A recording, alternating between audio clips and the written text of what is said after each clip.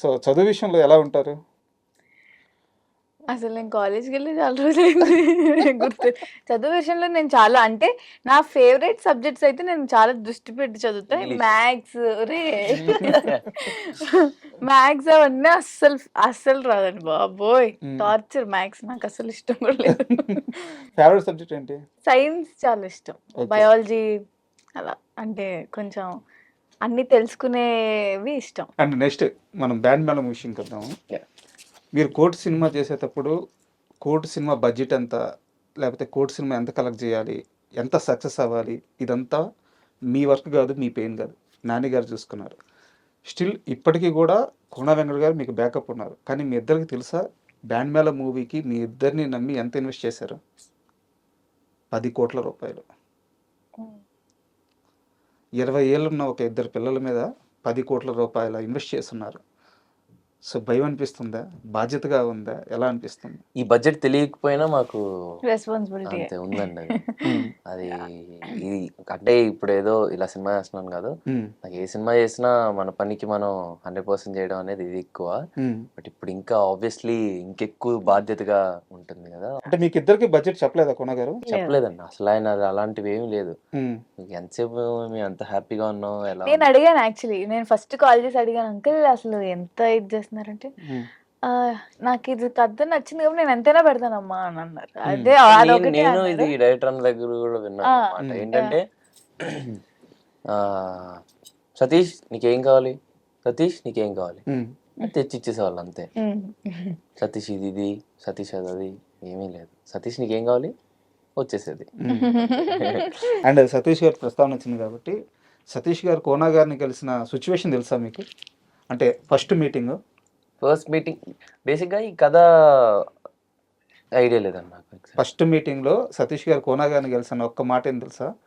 1 కోటి రూపాయలు ఇస్తే 1 కోటి రూపాయలు సినిమా తీసేద్దాం అంటే, ఆయన ఇండస్ట్రీలో తిరిగి ఛాన్స్ కోసం ఇబ్బందులు పడిపోయి తన దగ్గర ఒక మంచి పాయింట్ ఉంది, ఎవరో ఒకరు ఛాన్స్ ఇస్తే ఎంత తక్కువలో అయినా తీసేద్దామని చెప్పి 1 కోటి రూపాయలైనా పెట్టండి నేను ఈ సినిమా తీసేస్తానంటే, కోన గారు లేదు ఈ కథ 1 కోటి రూపాయలతో తీయాల్సిన కథ కాదు, దీనికి పేరింగ్, ఆ కాస్టింగ్, దాని బడ్జెట్ మొత్తం నేను తీసుకుంటానని చెప్పి మొత్తం తన భుజాలు వేసుకొని మీ ఇద్దరిని ఆన్బోర్డ్ చేసి సినిమా స్కేల్ పెంచేసి ఈరోజు బ్యాండ్ మేళం ఈ ప్రమోషన్ వీడియోస్ కానీ, టీజర్స్ కానీ, సాంగ్స్ కానీ అండ్ మీ ఇద్దరి లుక్ కానీ ఇంత అద్భుతంగా అంత ఉందంటే మొత్తం కోన గారు దీని రేంజ్ని పెంచేశారు. వెరీ ట్రూ అండి. నాకు అది తెలుసు పర్సనలీ. కోన వెంకట్ గారు ఈ సినిమా చేస్తున్నారు అన్నప్పటి నుండి ఎప్పుడైతే ఆయన మా దగ్గర కథ తీసుకొచ్చారో ఇట్స్ వెరీ ఎక్సైటెడ్. బట్ ఎప్పుడైతే ఈ రన్ త్రూ సినిమాలో చేస్తానో ఆయన ఓన్లీ ప్రొడ్యూసర్ బ్యాక్ ఆన్ మనిషే కాదు, is the main pillar for this film. And Roshan నువ్వు చెప్పు, కోన గారు ఈ కథ నీ దగ్గరికి తీసుకొచ్చినప్పుడు శ్రీదేవి మళ్ళీ హీరోయిన్ అని ముందే చెప్పారా, తర్వాత చెప్పారా? శ్రీదేవే హీరోయిన్ అనగానే నీ రియాక్షన్ ఏంటి? అంటే ఈ కథ వినేటప్పుడు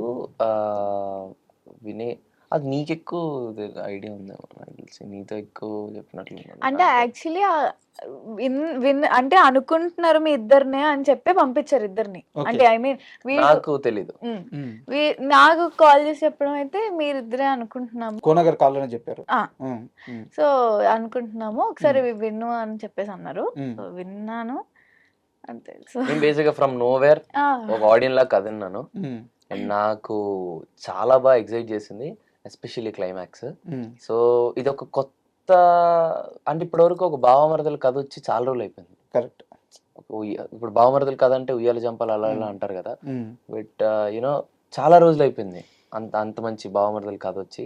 బట్ ఇప్పుడు ఇంత మంచి కోట్తో చందు జాబ్లీని ఇంత ఓన్ చేసుకున్న ఆడియన్స్కి మళ్ళీ మేమిద్దరం ఒక బావమరదల్లా చేస్తే ఎలా ఉంటది అన్న ఫీలింగ్, అది ఎప్పుడైతే మళ్ళీ చెయ్యాలి అని ఎప్పుడైతే మీ ఇద్దరు చేస్తేనే బాగుంటుంది అని నాకు ఎప్పుడైతే కోన గారు చెప్పారో దట్ హిట్ మీ. అరే కరెక్ట్ అంటే ఇప్పుడు కోర్టులో చందు జాబులే ఆర్ వెరీ డిఫరెంట్ అండ్ ఇప్పుడు ఒక బావమరదల్లాగా ఒక యాదగిరి ఒక రాజమ్మ చేస్తే ఇవి వెరీ సర్ప్రైజింగ్ అనేసి అలా జరిగింది. ఆయన క్యారెక్టర్ పేర్లలాగా తీశారు కాబట్టి రాజమ్మ మా బూతులు ఎక్కడ నేర్చుకున్నారు? మా డైరెక్టర్ గారు అండి. నార్మల్గా కూడా తిట్టుకోరా? అగోండి నేను ఆంధ్ర వేరు కదా, నేను ఇలా బాగుపాడుకోవాలని ఆంధ్ర బూతులు తిడతారా? ఆంధ్ర బూతులు అంటే మరీ బూతులు కాదండి, దొంగ కొడుక ఇవి ఉంటాయి కదా అవి అవి మాత్రం. డబ్బింగ్ కష్టమైందా బాగా? లేదు. ఎందుకంటే ఆహ్, ఆహ్, ఆహ్, వీళ్ళ మదర్ క్యారెక్టర్ ఒక ఆమె మా మదర్ చేశారు. క్యారెక్టర్ ఎవరైతే ప్లే చేస్తున్నారో యోగిత యోగిత గారు. గారు. హ్మ్. హ్మ్. ఆవిడే జస్ట్ ఆవిడ ఫుల్ తెలంగాణ. So, okay. నా డైలాగ్స్ మట్టుకు అన్నీ ఆవిడి చెప్పేసారనమాట. సో, హ్మ్. నాకు ఆవిడ వల్ల చాలా ఈజీ అయింది. హ్మ్. హ్మ్. సో, వెంటనే అయిపోయింది. డబ్బింగ్‌లో అలా ఈజీ అయింది. On location Satish. ఆ! ఆన్ లొకేషన్ సతీష్ గారు. యాహ్! ఆయన చెప్పడం వల్ల కొంచెం ఓకే. చేయగలను. కొంచెం తెలంగాణ వచ్చింది. అండ్ మీకు కొత్తే గదా! అండ్ బేసిక్‌గా అంటే కొంచెం నాకున్న ఫ్రెండ్స్ కొంచెం తెలంగాణ, ఆంధ్ర హ్మ్. హ్మ్. అంటే కొంచెం మిక్స్డ్ ఉన్నారు కాబట్టి నాకు కొంచెం ఈజీ అయింది. యాహ్! అంటే నాకంత హార్డ్ ఏం అనిపియలేదు. అనిపియలేదు. నాకు అండ్ ఈ మూవీలో చూసుకున్నట్టే ఇప్పుడు వచ్చిన 2 సాంగ్స్‌లో కూడా డాన్స్ చాలా బావుంది. అంటే మీకు కోర్ట్‌లో మీ ఇద్దరి క్యారెక్టర్‌లకి కొంత పరిధి ఉంటది. లవ్ స్టోరీ తర్వాత అక్కడ ఒక సీరియస్ సబ్జెక్ట్ ఉంది. హ్మ్. బట్ ఇక్కడ అలా కాదనమాట. సో, టోటల్ బావ మరదలు కథనమాట. అవును. సో, ఆ కెమిస్ట్రీ ఎలా కుదిరింది? అంటే ఇక్కడ చాలా అవసరం.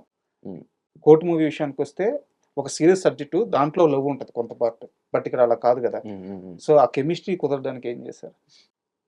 ఆహ్, కథిన్నప్పుడే బేసిక్‌గా నేను కథిన్నప్పుడే ఐ వాస్ వెరీ ఎక్సైటెడ్. ఎందుకంటే ఆ కథలో ఉన్న ఆ క్యారెక్టర్ ఆర్క్ కానీ, ఆ భావమరదలలో ఇది ఉన్న గాని, ఆ ఎంటర్‌టైన్‌మెంట్ గాని, ఆ ఎమోషన్ గాని అవన్నీ ప్రాపర్‌గా అర్థమయ్యాయి. అంటే బేసిక్‌గా సతీష్ డైరెక్టర్ గారు ఎలా నరేట్ చేస్తారంటే, ఆయన ల్యాప్‌టాప్ ఆన్ చేసుకొని ఇలా కూర్చొని నేను చెప్పను, నేను నించొని చెప్తానని హ్మ్. ఆయన నించొనే మొత్తం నరేట్ చేశారనమాట. ఓకే. సో, ఆయన నరేట్ చేసిన దాంట్లో ఏదైతే ఆ కన్విక్షన్ ఇప్పుడు నేను చెప్తుంది మీరు ఈ కథను ఓకే చేసేయాలన్నట్లు చెప్పలేదు. అండ్ బ్యాక్ ఆన్ ఈ స్టోరీ నాకు ఐడియా ఉంది. ఏదైతే ఆయన ఎన్నో హ్మ్. హ్మ్. ఆఫీసులు హ్మ్. తిరిగి ఎన్నో దగ్గరని. బట్ ఆయన కథ చెప్పేటప్పుడు మట్టుకు ఆయన వెరీ కన్విక్షన్‌తో వెరీ జెన్యూన్‌గా ఈ కథ చాలా బావుంటది. మీరు చేస్తే బావుంటది అన్న ఇదిగా చెప్పారు. సో, అది నాకు చాలా అనిపించింది. So, yeah! అది ప్లస్ కూడా అయింది. ఆ కథలో భావమరుదులు ఎలా ఉన్నారని అర్థమైపోయింది. హ్మ్. ఆయన కన్విక్షన్‌తో, ఆయన ఇదితో అర్థమైపోయింది. అండ్ ఒక భావమరుదులు అన్న తర్వాత ఆ చనువు ఎలా ఉంటదో ఐడియా ఉంటది గదా! సో, ఇగ అది మాకు చాలా ఈజీ అయిపోయింది. హ్మ్. బికాజ్ మేము కోర్ట్ కంటే ఒక ముందు 2 ఇయర్స్ ముందు నుంచి మేమిద్దరం ఫ్రెండ్స్ అనమాట. సో, మా కోర్ట్‌తో ఇంకెక్కువ క్లోజ్ అయ్యాం. మేము ఇంక బ్యాండ్ మేళం చేసేటప్పుడు ఇంక ఫుల్‌గా ఎంజాయ్ చేసాం. So, yeah! అది అందులో కెమిస్ట్రీ కోసం ఏమి వర్క్ చేసిందేం లేదు. మేము జస్ట్ ఎంజాయ్ చేసుకుంటూ చేస్తాం అంతే. యాక్చువల్‌గా మీ ఇద్దరు చాలా ఇంటర్వ్యూలో చెప్పున్నారు. మేము కోర్ట్ కంటే ముందు 2 ఇయర్స్ ముందే ఫ్రెండ్స్ అని చెప్పేసి. అసలు ఫస్ట్ మీటింగ్ మీ ఇద్దరిది ఎక్కడ, ఎలా జరిగింది గుర్తుందా మీ ఇద్దరికి? ఆఫ్ కోర్స్ నా బర్త్‌డే రోజు. హ్మ్. December 2022 yeah! హ్మ్. అప్పుడు కలిసారు రోషన్ ఫస్ట్ టైమ్. హ్మ్.